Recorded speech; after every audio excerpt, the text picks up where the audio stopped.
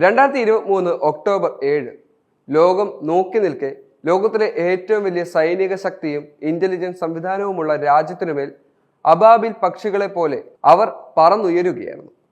പിന്നീട് അവിടെ നടന്നത് ലോകത്തെ ഞെട്ടിച്ച യുദ്ധം. ലോകശക്തികൾക്ക് മേൽ അവരുടെ അഹങ്കാരത്തിന് മേൽ തലങ്ങും വിലങ്ങും പൊട്ടിച്ച് ആ ചെറുകൂട്ടം അവർക്ക് മറിച്ചൊന്ന് ചിന്തിക്കാൻ അവസരം പോലും നൽകാതെ അവരുടെ ആളുകളെ റാഞ്ചി എടുക്കുകയായിരുന്നു. പതിറ്റാണ്ടുകൾ നീണ്ട ഉപരോധങ്ങൾക്കിടയിൽ നിന്നും എങ്ങനെ ഈ ചെറു സംഘം അത്രമേൽ ശക്തരായി എന്ന് ഇപ്പോഴും ലോകത്തെ മുഴുവൻ ഞെട്ടിച്ചിരിക്കുകയാണ്. ഇന്നും 1.5 വർഷത്തോളം ഇസ്രായേൽ എന്ന അതിശക്ത രാജ്യവും അവരുടെ സൈന്യവും കിണഞ്ഞു ശ്രമിച്ചിട്ടും സാധാരണക്കാരായ 1.5 ലക്ഷത്തിലേറെ മനുഷ്യരെ കൊന്നൊടുക്കിയിട്ടും ഈ ചെറുസഖ്യത്തിന്റെ രോമത്തെ പോലും തൊടാൻ സാധിച്ചിട്ടില്ല എന്നത് ഇപ്പോഴും ലോകത്തെ അതിശയിപ്പിക്കുകയാണ്. ഇപ്പോഴിതാ സൈന്യത്തിന്റെയും ഇന്റലിജൻസ് വിഭാഗത്തിന്റെയും പൂർണ്ണ പരാജയമായിരുന്ന ഒക്ടോബർ 7 ഹമാസിന്റെ മിന്നലാക്രമണമെന്ന് തുറന്നടിക്കുന്ന ഇസ്രായേൽ റിപ്പോർട്ട് പുറത്തു വന്നിരിക്കുന്നത് ലോകം മുഴുവൻ വളരെയധികം ചർച്ച ചെയ്യുകയും ചെയ്തു. സൈന്യം നടത്തിയ അന്വേഷണ റിപ്പോർട്ടുകളുടെ രേഖകളാണ് ഇപ്പോൾ ലോകത്തെ ഞെട്ടിച്ച് പുറത്തു വന്നിരിക്കുന്നത്. ഹമാസിന്റെ മിന്നലാക്രമണത്തിൽ ഇസ്രായേൽ സൈനിക താവളം പൂർണ്ണമായി തകർന്നിരുന്നുവെന്ന് റിപ്പോർട്ടിൽ വ്യക്തമായി നമുക്ക് കാണാൻ സാധിക്കും. ഇസ്രായേൽ സൈന്യത്തിന്റെ ശേഷി ചോദ്യം ചെയ്യുന്നതാണ് റിപ്പോർട്ടിൽ പുറത്തു വന്നിരിക്കുന്ന വിവരങ്ങൾ. സൈനിക കേന്ദ്രത്തിനുള്ളിലെ ഓരോ സംവിധാനങ്ങളും ആക്രമണം നടത്തിയ ഹമാസ് അംഗങ്ങൾ നേരത്തെ കൃത്യമായി തന്നെ വ്യക്തമായി മനസ്സിലാക്കിയിരുന്നു. ഹമാസിന്റെ ഇന്റലിജൻസ് സംവിധാനത്തിന്റെ ശേഷി ആക്കമിട്ട് പറയുന്ന റിപ്പോർട്ട് ജെറുസലേം പോസ്റ്റാണ് പുറത്തുവിട്ടിരിക്കുന്നത്.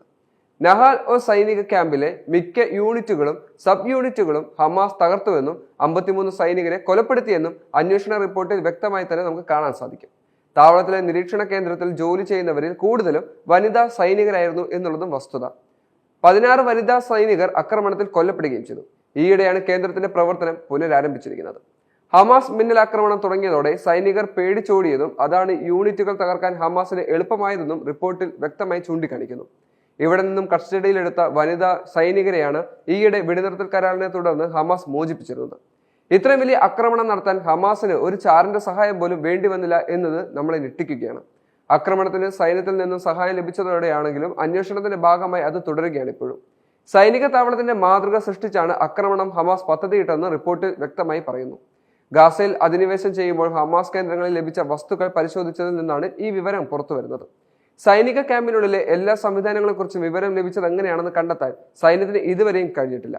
എവിടെയെല്ലാമാണ് ക്യാമറകൾ സ്ഥാപിച്ചത്, ജനറേറ്റർ എവിടെ, സുരക്ഷിതരായി ഒളിക്കാനുള്ള മുറികൾ എവിടെ, പെട്രോളിംഗ് സംഘത്തിന്റെ നീക്കം, ബേസ് ക്യാമാൻ എവിടെ, കമ്പനി കമാൻഡർ എവിടെയാണ് ഉറങ്ങിയത്, കോർഡിനേഷൻ സിറ്റുവേഷൻ, മുറി എവിടെ എന്ന് തുടങ്ങിയ കാര്യങ്ങളെല്ലാം കൃത്യമായി അവർ മനസ്സിലാക്കിയിരുന്നു എന്നതും മറ്റൊരു വസ്തുത.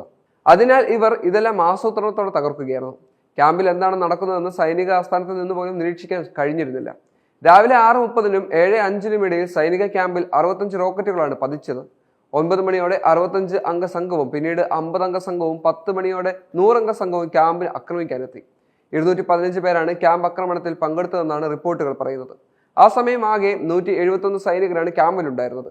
ഇതിൽ 81 പേർ ട്രെയിനികളായിരുന്നു. 90 പേർക്ക് ആയുധങ്ങളുണ്ടായിരുന്നുള്ളൂ.